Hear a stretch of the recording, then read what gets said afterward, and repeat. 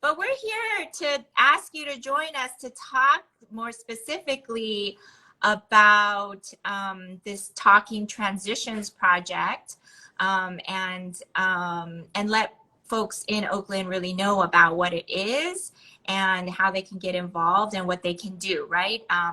Because it's a survey. And it's really important for folks to know about it because it's going to inform different priorities and policies by the administration, correct? Absolutely, absolutely. So I'm really excited. Thank you for having me here today, and I'm excited to talk about Talking Transitions.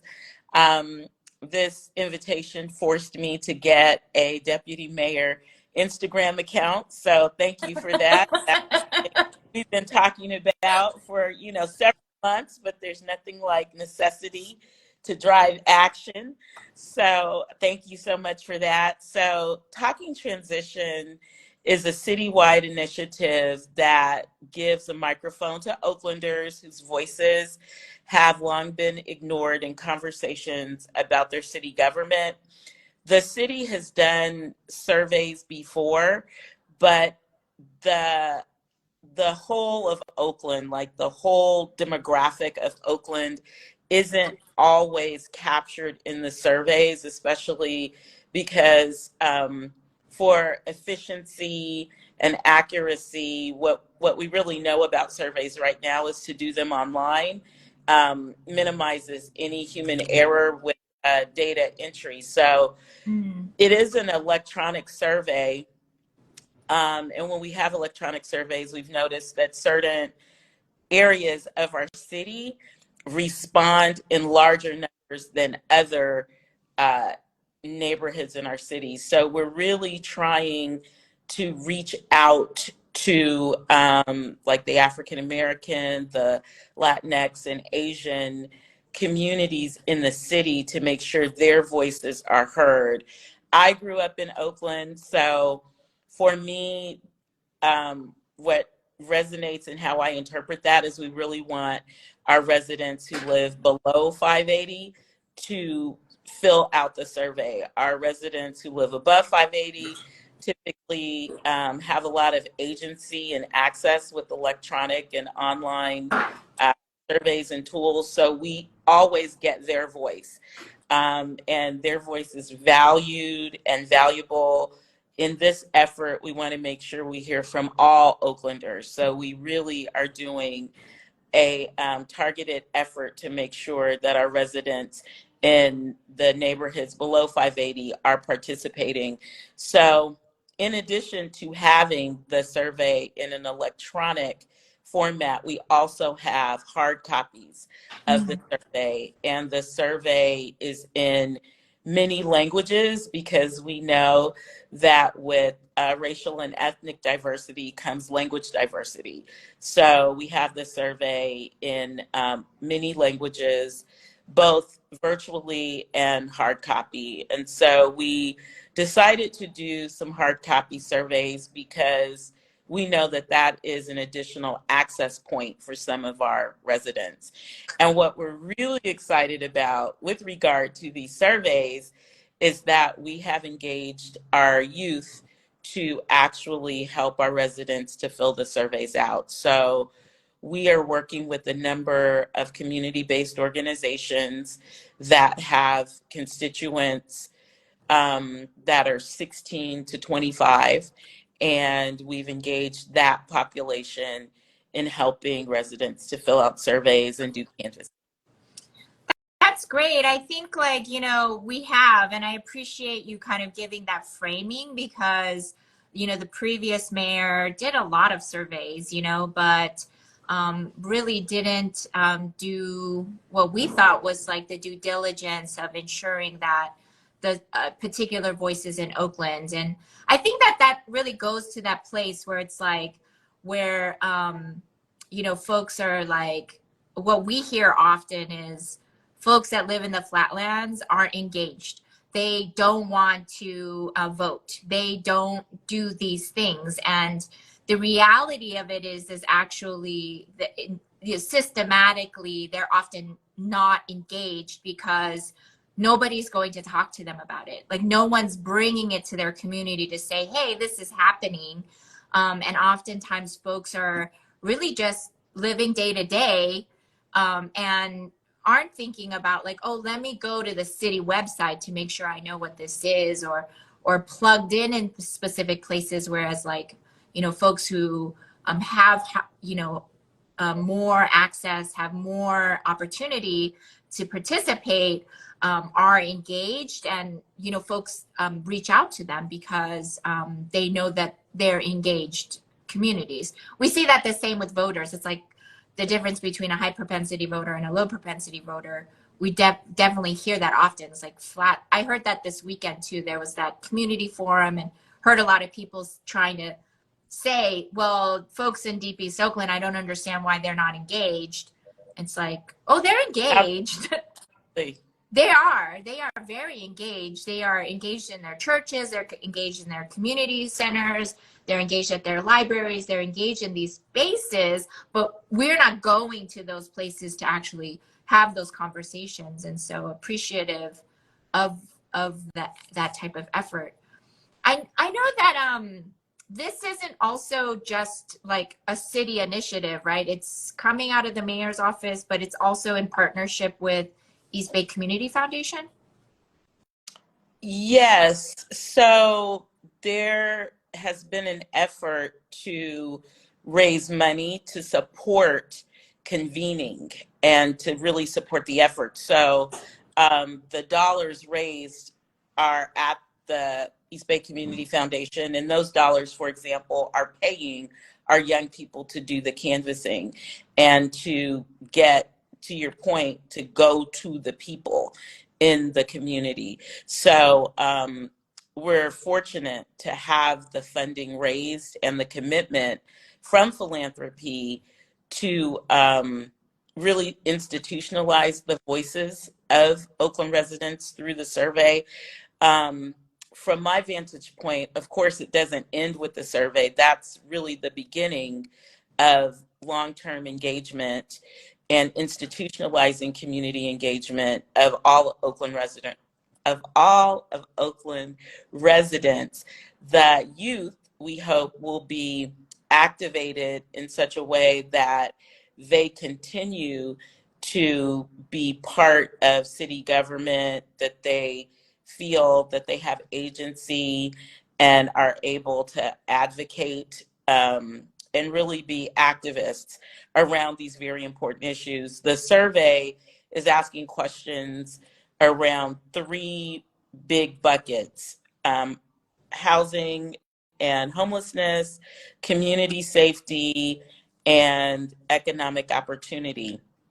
And so one phase of the engagement is definitely to get the voices of our residents through the surveys. And the survey is not, what do you think about this? But it is, these are some tactics to address it. Which of these tactics or strategies do you think we should use? And what is on the survey are things that we can actually do. So it would be really important for everyone listening, if they haven't already filled out the survey, to fill out the survey and talk to at least 5 or 10 of your friends about filling out the survey so we can really get those voices. Right now we have about 6,700 surveys completed, but we need lots and lots more. The overwhelming disproportionate overrepresentation of the residents who filled out the survey so far are in that above 580 corridor. So again, we want residents below 580. The commitment to philanthropy is important. The commitment by philanthropy is important so that, again, we can pay our young people and that we can support ongoing engagement with funding. So that is how I really appreciate that. And I'm wondering if we might be able to dig a little deep into what you talked about. So right now, just to confirm, there's like about 6,700 folks have filled out the survey. A large majority of that are folks that are living in the hills, like above the 580. So we're really trying to get more folks that living in the flatlands below 580 to ensure that their voices are heard. And the way that you talked about the survey itself, one thing that I'm wondering if you expand a little bit about is, like you said, that the way the survey is set up is like, these are the things that the city of Oakland can do. Which of these options are available? Would we prefer happen? And I'm wondering, like, if you could talk a little bit about that, because I think a lot of folks like think that, for example, when we went into quarantine at the early 2020s, a lot of folks were like, city of Oakland should be doing these pieces. And I was like, oh, actually, that's the county. Right. So I think being really clear about those pieces. So you said housing, public safety, and then what was the third? Economic opportunity. Economic opportunity. So of those three, I'm wondering if you could maybe share a little bit of some of the examples of the choices that folks might have. I know that maybe you don't know all of those pieces, but if you could talk a little bit about what can the city do within the realm of those things. So I think so one example might be from community safety. It could be like, do you think we should have decoy cars to address like the dipping, right? So that's top of mind. People are getting their cars broken into. Right. So an example might be that, because that is something that we can actually do versus do you think the people doing bipping should be arrested? So, of course, we think if you do crime, you should be held accountable. But there are multiple layers to the circumstances that have to be present for the arrest to be made. Like the amount that is stolen has to be at a certain level in order to charge someone and prosecute them. So a lot of what people are stealing doesn't rise to the level of that standard for arrest. So people feel like, well, they're not doing anything, but there are laws that are preventing some of the actions that residents think should be happening around actual, putting people in jail and prosecuting them. So, or that some folks think that, right? I just want to be really, not all folks are like, oh, we need to do that. And definitely, I think there's a lot of folks, that support Oakland Rising that don't believe that. So I just want to be really clear, right? That there are some folks who are calling for that. Right. Well, so for the people who are calling for that, or maybe for housing, there are many stages to getting someone from a curbside community to permanent housing. And some of those actions require a coordinated effort by the city and the county. And so there might be a question around a coordinated effort versus just putting people in permanent housing immediately from the curbside community into permanent housing. There are all these different layers. Right. So I'm not intimately, of course, involved with all of the options, but it's things that are more like that, more strategies that can be employed. And we have two town talks, which are public events that are happening on September 16th. So this Saturday, And that one is going to be at, that's going to be at McClymonds High School from 9:30 to 2:30. And then we have another one on September 23rd at Castlemont High School. And so what's important about these town talks is they allow residents to dialogue about what's on the survey.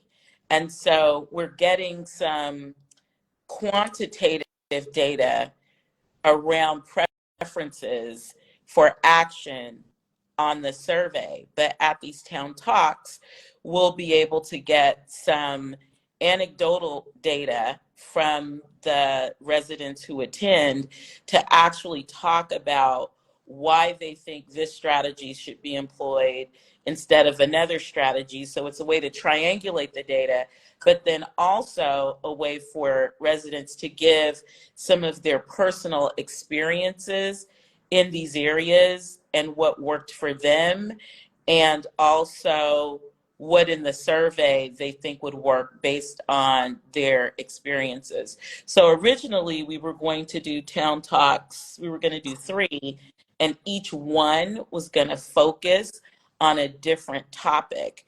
But now that we're doing 2, each town talk will address the 3 issues. So what's nice about that is we're having one in West Oakland, McClymonds, and then one in East Oakland at Castlemont. So we're hoping that because we're going to the residents, we're going to the people, that those locations are easily accessible and that lots and lots and lots of people will come out. We'll have small group conversations on topics within the big topics so we can really get some detailed information and have fruitful and meaningful conversation in each of the areas. Appreciate a little bit of information on that. I have pinned comment here where you all can go to the actual Talking Transitions site on the city website, but like it looks like the way it's set up is like here's some options and select your top 3 of these types of options that you want to see. So I'm wondering if it's okay if I read one of the questions so that like folks can get an idea. Yes. So it's like, how should the city protect renters and make sure people can stay in their homes? Select your top 3. The options are: provide legal services to people facing eviction, protect against housing discrimination, including for race, incarceration history, and eviction history, expand rental assistance programs, including for renters who do not control their lease, build new affordable rental housing, provide emergency financial assistance for people facing eviction, and then I prefer not to answer this question, and then other. And so it sounds like these are kind of, a list of options that the city is ready and is able to pursue. And this is like within the scope of their ability of the city to be able to move those pieces. That's right. I'm curious, can you talk a little bit about like how this information or this data, is there going to be like a report, or what's going to happen once we've closed the survey out? And like when do people have to fill the survey out by? Like, when's the deadline? September 24th is the deadline. Woo! That's right around the corner, y'all. Yes, September 24th. And so there will be a report out where that's some of what we are talking about and thinking about, what's the best way to report out on the results of the survey. Is it a infographic? Is it a narrative report? Because there will be something written that we can always refer back to or will live someplace. The idea is that the results will help the mayor to talk about her action plan in the state of the city. And so the state of the city will be given on October 17th. And she will be able to talk about what the citizens have said and what directions they would like for implementation.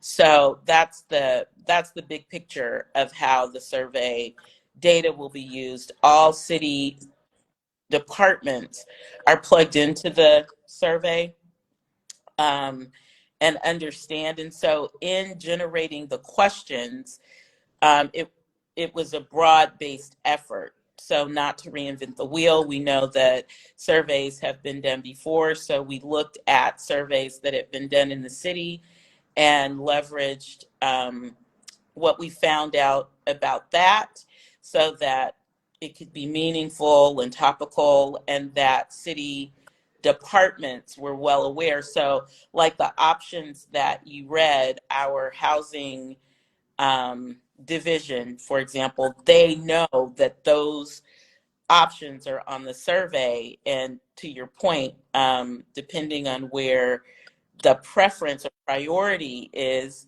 from the residents, they have, like marching orders. So Mhm. the, what we are anticipating and hoping with Mayor Tao's commitment is perhaps unlike some previous surveys, this survey, the survey data really does create sort of like our marching orders. This is the way for us to proceed. And so residents should see action based on their voice.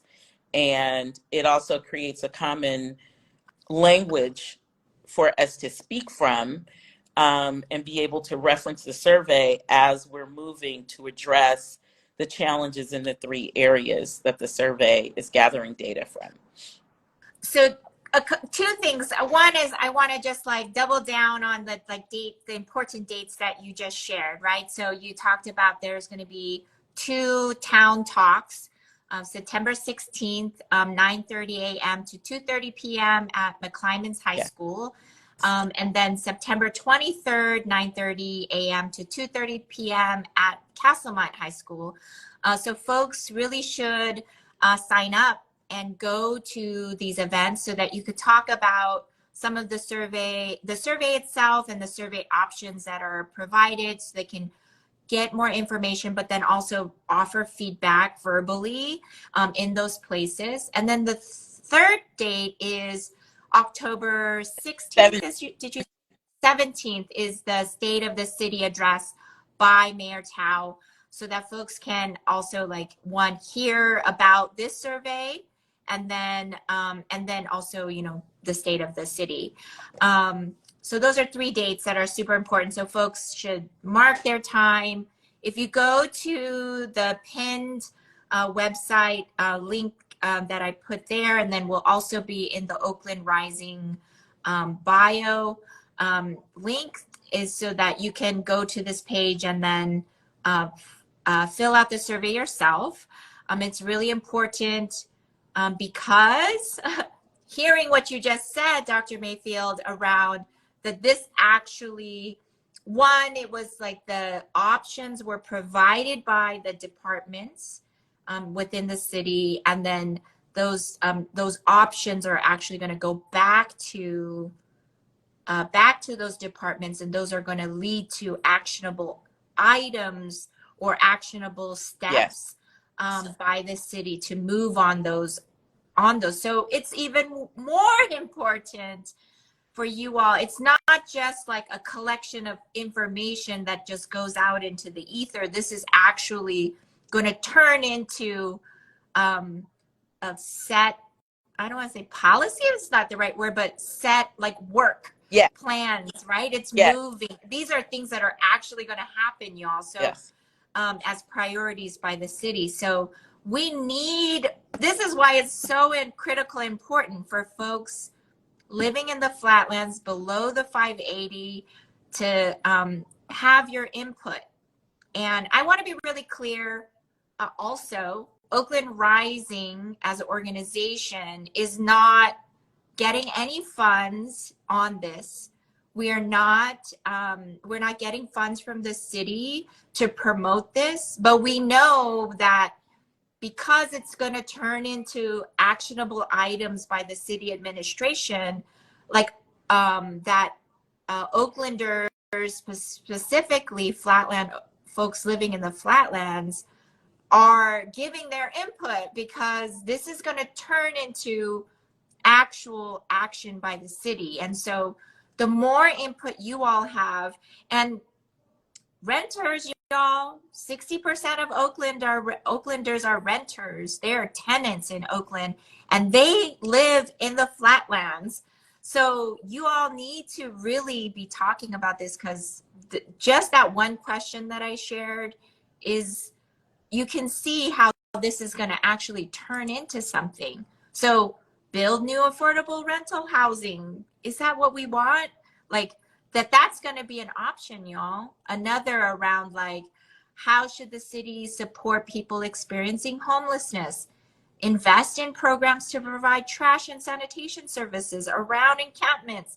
Like, this is, y'all, this is like, these are things the city can do. And if we're not putting input and getting folks that live in the flatlands to have say, we're going to be left out of the picture again.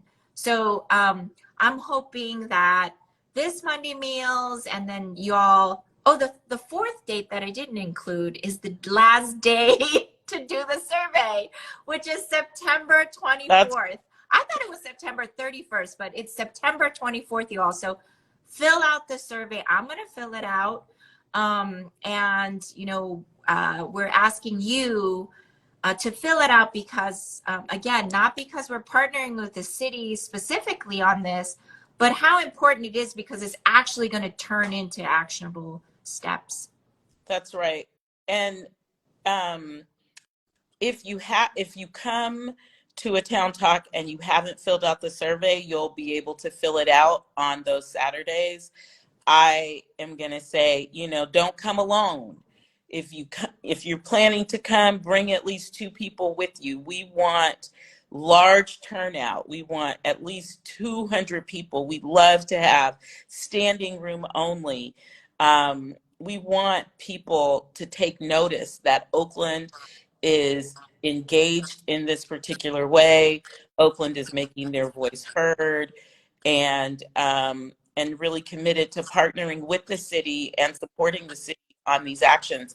What I would add, because I see this as one of my talking points, I want to make sure our listeners know the languages that the survey is in. It's available in Spanish, simplified Chinese, Vietnamese, and Arabic.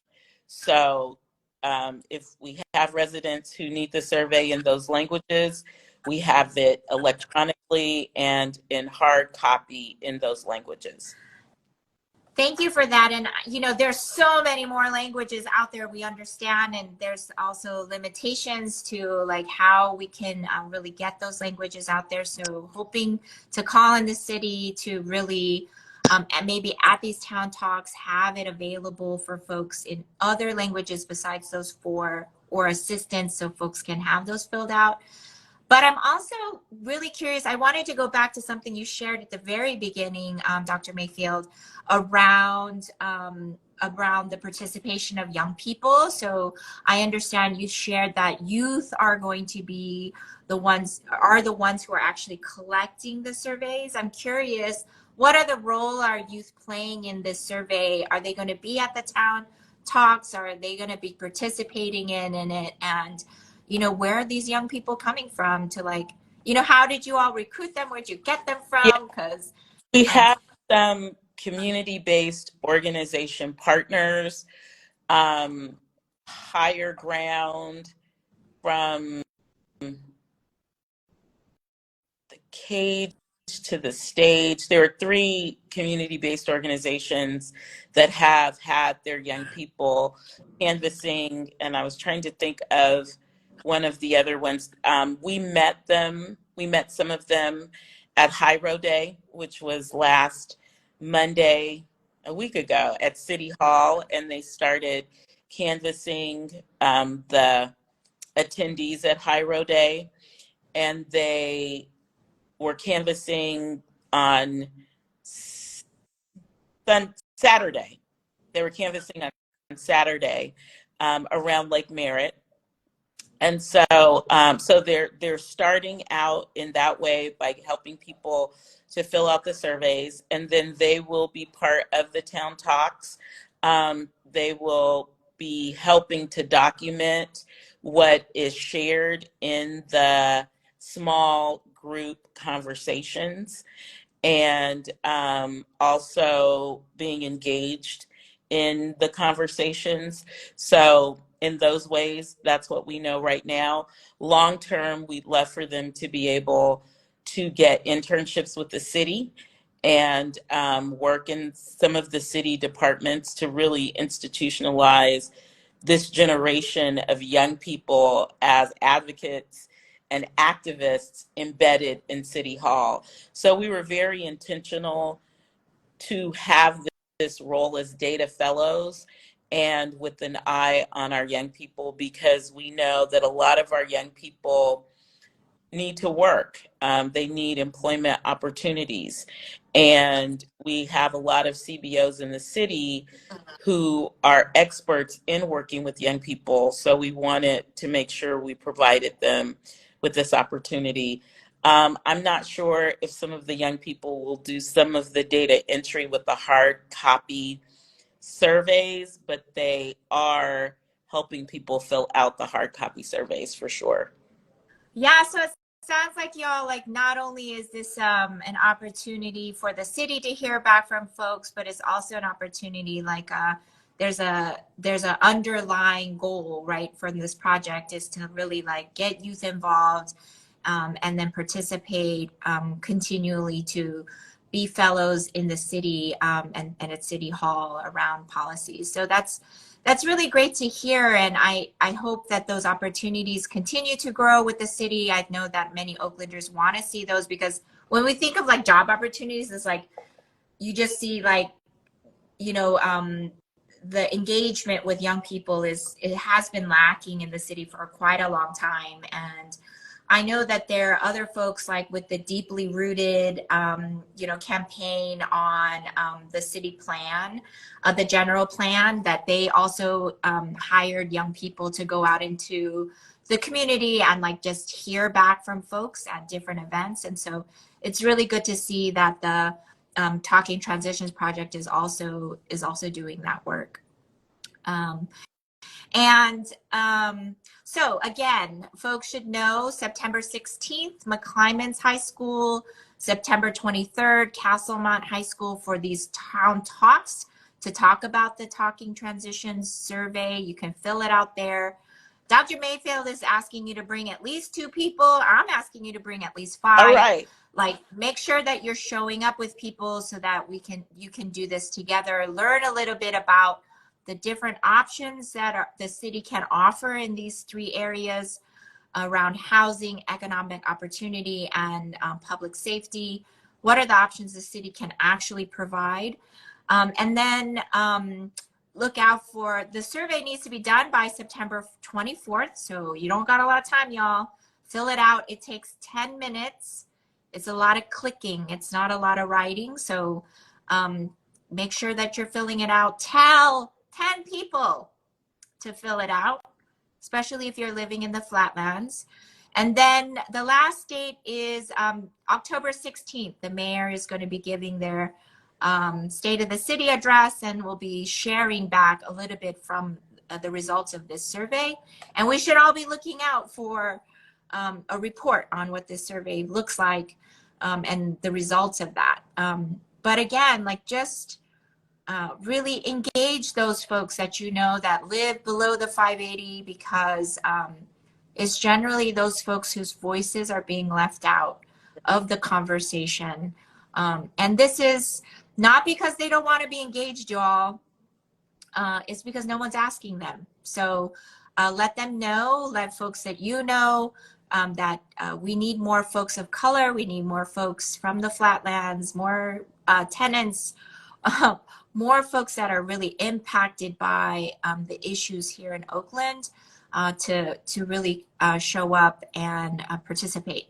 So there's a pinned comment in the chat where you can see where you can go, or you can just type Talking Transitions Oakland and it comes up as the top search. So check it out and go there. Thank you, Dr. Mayfield. Super appreciate you. And there's a lot of organizations, Sabir put in the chat, there's a lot of organizations that are supporting and, you know, with this as well. So please, please fill out the survey because we think it's so important. But again, thank you, Dr. Mayfield, for your time. If you all are really enjoying what we're doing at Oakland Rising and finding Monday meals an important space for you to come, I get stopped often where people are like, hey, you do that thing with that thing. I know those glasses. So if you really enjoy this, go to oaklandrising.org/donate, donate to us, because without that support, like the work is difficult to do. So support us, check us out, follow us. You're already following us if you're on here, but thank you, Dr. Mayfield. Appreciate you. Appreciate all that you're doing for Oakland, and we'll see you soon. Thank you so much. And the state of the city is October 17th. Oh, I said 16th, October 17th. October 17th. And just so the listeners and attendees know, there will be free food, performances, raffle prizes at the Town Talks. There'll also be childcare and interpretation services. So you can feel free to come as you are. Bring your kids if you need to, because your voice is important. And I will see you on Saturday. Yep. Thank you. Thank Bye-bye. you. Bye-bye.